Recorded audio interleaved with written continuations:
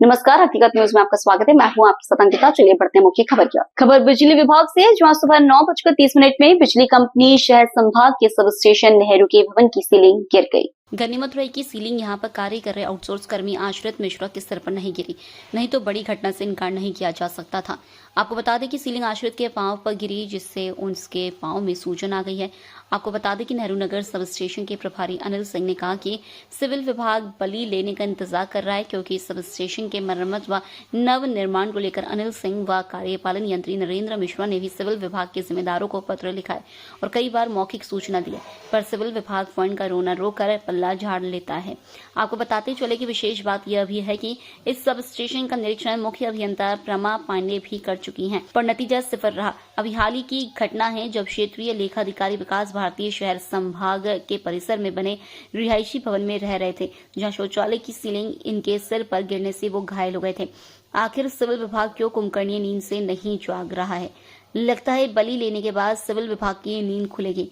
इस घटना को लेकर हकीकत न्यूज से नेहरू नगर सब स्टेशन के प्रभारी अनिल सिंह क्या कुछ कह रहे हैं, आप सुन सकते हैं। भाई साहब, आपके नेहरू नगर सब स्टेशन में आज सीलिंग गिरी है। जानकारी हुई कि एक आपका डिपार्टमेंटल कर्मचारी कोई और तो ऑपरेटर कार्य कर रहा था, उसके पांव पे भरभरा के सीलिंग गिर गई, उसकी जान बच गई। पूरे भवन को देखकर ऐसा प्रतीत होता है कि कई वर्षों इसका मेंटेनेंस नहीं हुआ, मेंटेनेंस का अभाव है। नए बनने की कोई प्रक्रिया क्या शुरू है?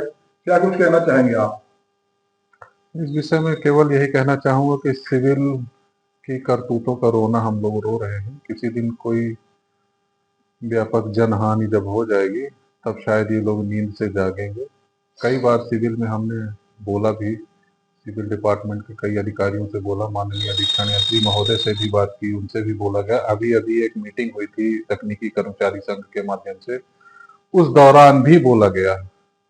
परंतु सिविल का केवल एक ही रोना है, हमारे पास फंड नहीं है, हमको फंड नहीं मिलता है। तो फंड नहीं होगा तो मान लीजिए किसी देर में की मौत हो जाएगी, उसकी जवाबदेही पे फंड का बहाना बना देंगे। बस यही तो है। बस जब भी बोला है, एक अगर किसी सब स्टेशन में किसी पंप वगैरह अगर कोई जल जाता है और यदि हम इसकी शिकायत भी करते हैं, तो अगर आज शिकायत करे हैं तो जब तक उनके पीछे ना पड़ो या किसी चीज का हवाला ना दो नुकसान का, तब तक वहां पर कोई सुनवाई नहीं होती। ये भवन की हालत कब से ऐसी है? ये भवन की हालत तत्कालीन निर्माण से ही ऐसी है, जब से निर्माण हुआ तब से ऐसी है। यह पुराना भवन है। आपके द्वारा पत्राचार किन से किया गया? हमारे द्वारा और हमारे संघ के माध्यम से, हमारे स्वयं के माध्यम से पत्राचार किया गया है। माननीय कार्यपालन यंत्री महोदय के द्वारा भी पत्राचार किया गया है इस विषय में सिविल डिपार्टमेंट को। एवं अभी कुछ दिन पहले माननीय मुख्य अभियंता महोदया भी आई थी यहाँ पर, उन्होंने भी विजिट किया था इसका, और उनके द्वारा भी यह बोला गया था कि हाँ, यह बात उन्होंने स्वीकार किया है, बात कि हाँ यह बात सही है कि ये लोग अत्यंत रिस्क में काम कर रहे हैं। ये कितने देर की घटना है? ये सुबह तकरीबन 9:30 बजे की घटना है।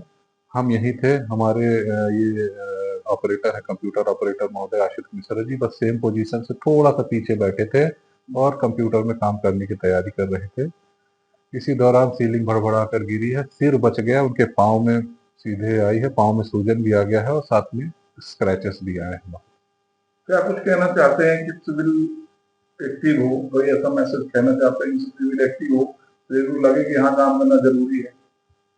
सिविल को एक्टिव होना ही पड़ेगा, या तो फिर किसी न किसी की बलि लेके एक्टिव हो। मुझे तो ऐसा ही लगता है कि सिविल चाहता है कि किसी न किसी की बलि चढ़ जाए, जैसे पुलिया वगैरह में किसी न किसी की बलि की मान्यता है, उसी तरह यहाँ पर भी किसी न किसी की बलि लेना चाहता है सिविल।